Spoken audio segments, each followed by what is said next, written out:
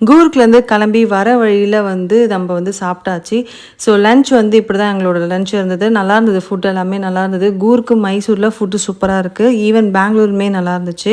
And வர வழியில பார்த்தீங்கன்னா, மைசூர் அந்த வழியில பார்த்தீங்க அப்படின்னா, மைசூரை கிராஸ் பண்ணி தான் நம்ம பெங்களூர் போற மாரி இருக்கும். ஸோ மைசூர் வந்து சென்டர் பாயிண்ட்டா இருந்துச்சு. ஸோ இந்த அண்ணா டீ கடையில வந்து டீ குடிச்சாங்க. நான் டீ குடிக்க பழக்கம் இல்ல.